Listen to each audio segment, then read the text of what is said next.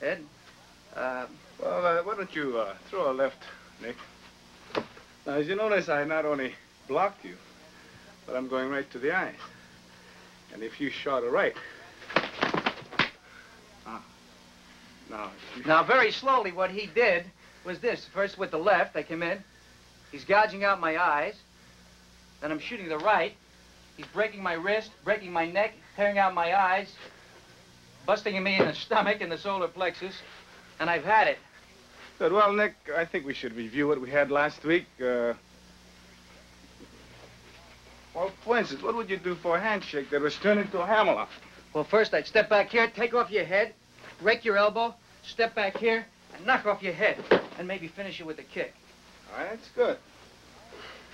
Now, what about a lapel grab?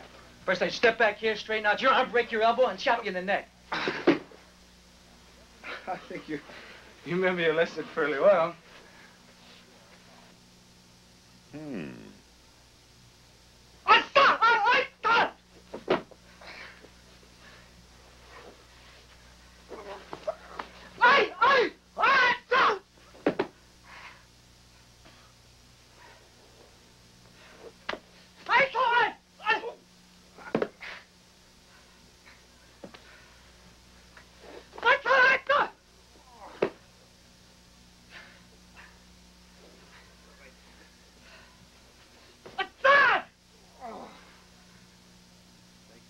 Nick, that was a first-rate lesson, but I have a question to pose to you. Suppose you were attacked by 3 or perhaps 4 or 5 men who were attacking you as, perhaps there's a man on either side of me, one in the middle, and one on the other side of Ed. What would you do then? Well, let me see. I'd take out the center guy first, I think, get him out, and then work from the left to right.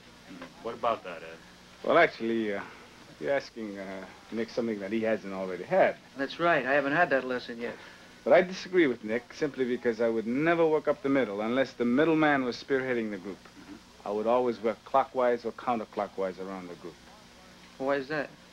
Well, simply because I'd be using one man as a blockade throughout my exercise. For instance, if you were attacking, I'd hit, kick.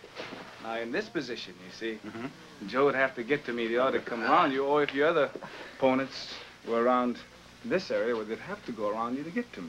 So I would think that would be the most logical thing to do. You know something? I think Ed's right, Joe. No argument. No argument. No argument.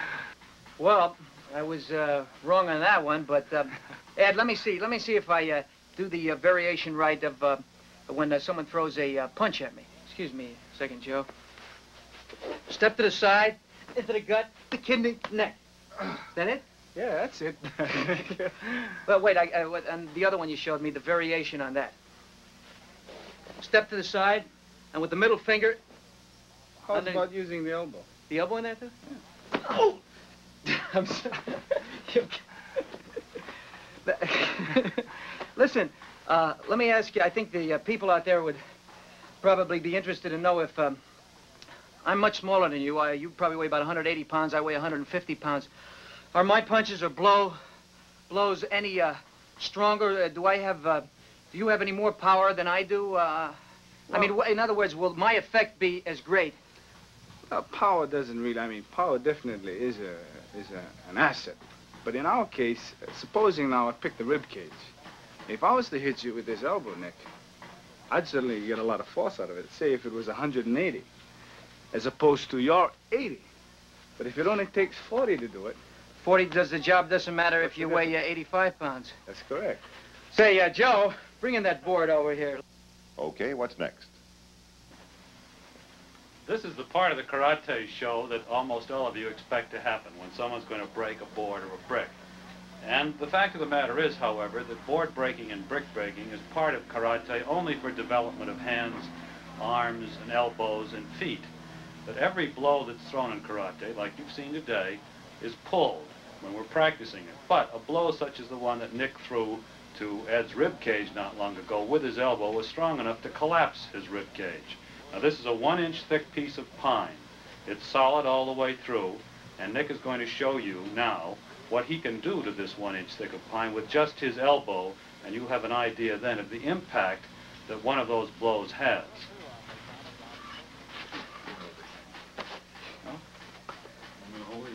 Yeah. Underneath. Hey. Okay. Fire! Good. Did we do it? You did it. Well, that's pretty good, Nick. So that was only 40. We busted it with 40, and you would have busted with 180. That's correct. So what's the difference? But 40 did the You job. did it. Right. Well, as for me, when the time comes to break boards at my house, I use an axe. Well, Nick Adams, thanks for letting us come to your karate lesson, and thanks to you too, Ed Parker, for a very revealing demonstration.